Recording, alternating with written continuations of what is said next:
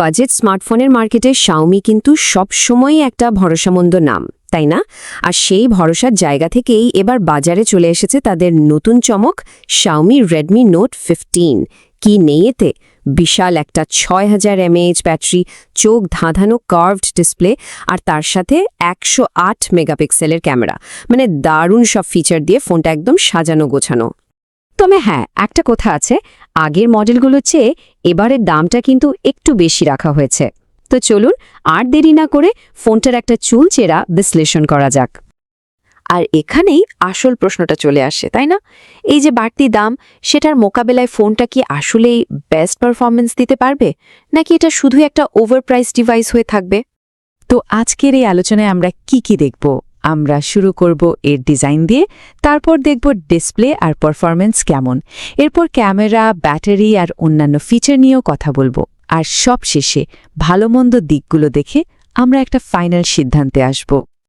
আচ্ছা, তাহলে প্রথমেই আসা যাক ডিজাইনের কথায়। দেখুন, Redmi Note 15 এর ডিজাইনটা দেখতে বেশ সিম্পল, বেশ ছিমছাম, কিন্তু প্রথমবার দেখলেই একটা প্রিমিয়াম ফিল আসে।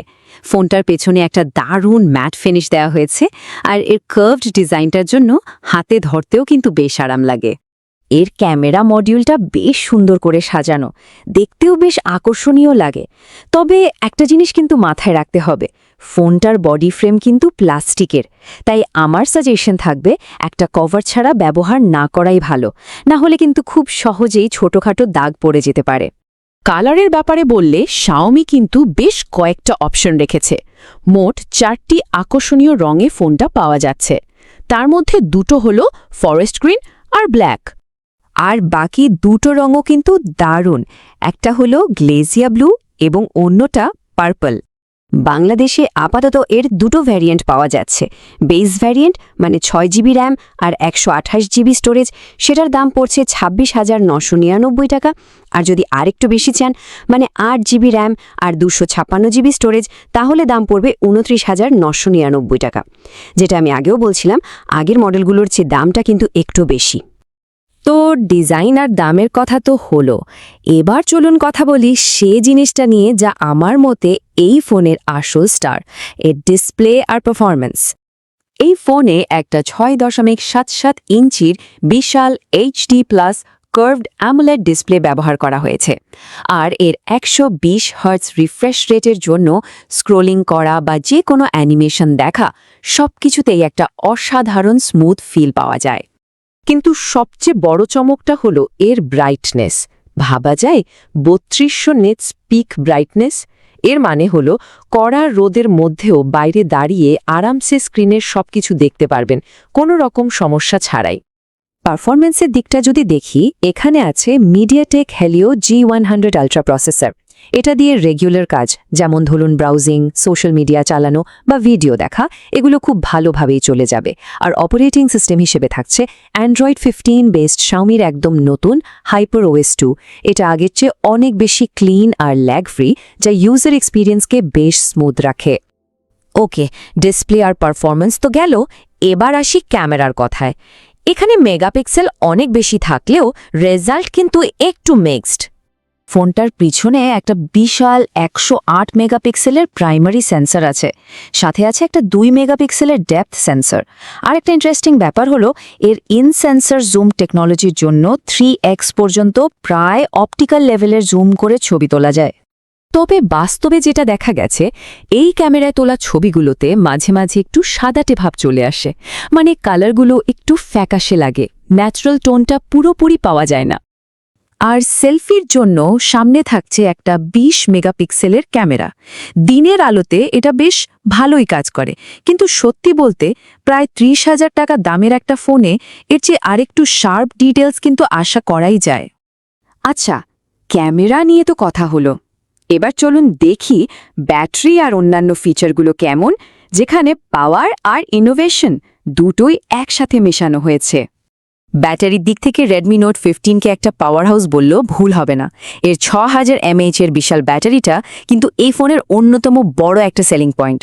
সাধারণ ব্যবহারে এই ফোন আরামসে 1.5 থেকে 2 দিনের ব্যাকআপ দিয়ে দেবে।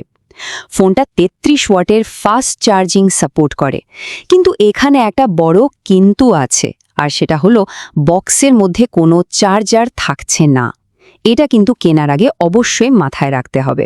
সিকিউরিটির জন্য ইন ডিসপ্লে ফিঙ্গারপ্রিন্ট সেন্সর আর এআই ফেস আনলক তো আছেই, আর এর একটা বেশ ইনোভেটিভ ফিচার হলো ওয়েট টাচ টেকনোলজি। এর ফলে ধরুন হাত ভেজা, তখনও স্ক্রিনটা একদম ঠিকঠাক কাজ করবে। তো এতক্ষণ তো আমরা অনেক কিছু নিয়ে কথা বললাম, চলুন এবার এক নজরে ফোনটার ভালো আর মন্দ দিকগুলো দেখে নিই, তাহলে পুরো ব্যাপারটা বুঝতে আরও সুবিধা হবে। প্রথমে ভালো দিকগুলো বলি। 1 নম্বরেই আসবে এর অসাধারণ কার্ভড অ্যামোলেড ডিসপ্লেটা, তারপর অবশ্যই এর বিশাল 6000 mAh ব্যাটারি আর স্মুথ হাইপার OS 2 এর অভিজ্ঞতা। সাথে বিনোদনের জন্য স্টেরিও স্পিকার তো আছেই, আর আছে IR ব্লাস্টার, মানে ফোন দিয়েই টিভি বা এসি রিমোটের কাজ চালিয়ে নেওয়া যাবে। আর ওই যে বললাম ওয়েট টাচ টেকনোলজি, সেটাও একটা বড় প্লাস পয়েন্ট। এবার আসি মন্দ দিকগুলোতে, যে তালিকাটাও কিন্তু খুব ছোট না। প্রথম কথাই হলো দামটা একটু বেশি মনে হয়েছে। প্লাস্টিক বডির কারণে সহজে দাগ পড়ার ভয় তো আছেই, আর এর IP64 রেটিং মানে শুধু হালকা পানি ছিটা থেকে বাঁচাবে। এটাকে কিন্তু পুরোপুরি ওয়াটারপ্রুফ ভাবলে চলবে না। প্রসেসরটা হেভি গেমিংয়ের জন্য তেমন ভালো না, ক্যামেরার ছবি মাঝে মাঝে একটু ফ্যাকাশে লাগে। আর সবচেয়ে বড় যে দুর্বলতা, তা হলো এই দামে ফোনটাতে কোনো 5G সাপোর্ট নেই। তাহলে সব ভালো মন্দ দিক তো আমরা দেখলাম, এখন ফাইনাল কথা হলো এই ফোনটা আসলে কাদের জন্য। সত্যি বলতে রেডমি নোট 15 একটা মিক্সড প্যাকেজ।